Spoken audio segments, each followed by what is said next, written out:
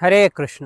আমরা যদি হাতের হাতে দুটা পাত্র নেই এবং সেখানে একটা পাত্রে 1 চামচ লবণ, অন্য পাত্রে 1 চামচ চিনি নেই, আমরা দেখতে পারবো দুটি জিনিসেরই রং সাদা এবং দুটি জিনিসই দেখতে প্রায় একই রকম। এখন আমরা দুটা গ্লাস নিলাম, দুটা গ্লাস নিয়ে একটা গ্লাসে ওই 1 চামচ চিনি আমরা গুলে নিলাম এবং অন্য গ্লাসে 1 চামচ লবণ গুলে নিলাম। দুটা গ্লাসে আমরা সমপরিমাণ জল নিয়েছি, সমপরিমাণ চিনি, সমপরিমাণ লবণ নিয়েছি। কিন্তু গুলার পরে আমরা দেখব একটি গ্লাসের জল খুবই সুমিষ্ট হয়েছে, সেটা অনেক স্বস্তিদায়ক, এবং অন্য একটি গ্লাসের জল খুবই তেতু হয়েছে, সেটা অস্বস্তিকর।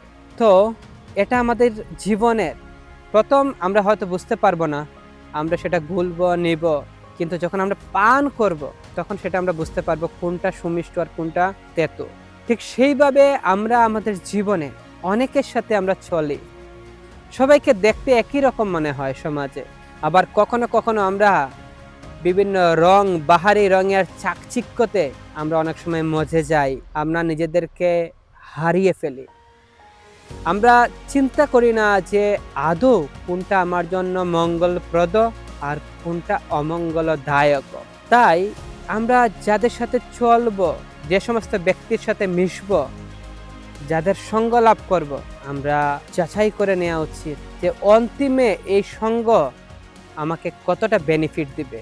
ঠিক সেইভাবে যে আমরা জাগতিক বিভিন্ন সঙ্গ করছি, বিভিন্ন আমরা সিনেমা দেখছি, বিভিন্ন খারাপ চিন্তা করছি, খারাপ সঙ্গ করছি, সেটা অন্তিমে আমাকে দুঃখ দান করবে। কিন্তু যদি আমরা সাধু সঙ্গ করি, সাধুসঙ্গ সর্বশাস্ত্রে হয়, লবমাত্র সাধুসঙ্গে সর্বসিদ্ধি হয়। যদি আমরা একটুখানি গভীরভাবে হৃদয়ের অন্তঃস্থল থেকে শ্রদ্ধা সহকারে সাধুসঙ্গ করে থাকি, তাহলে সেই সাধুসঙ্গের ফলে আমার জীবন পরিবর্তন হয়ে যেতে পারে। আমার জীবনের যে উদ্দেশ্য, মনুষ্য জন্মের যে উদ্দেশ্য কৃষ্ণ ভক্তি লাভ করা, সেটা আমি পেতে পারি একমাত্র সাধুসঙ্গের মাধ্যমে। তাই কোন সঙ্গটা আমার জীবনের যথার্থ মঙ্গল করতে পারে, সেটা আমাদের চিন্তা করা উচিত।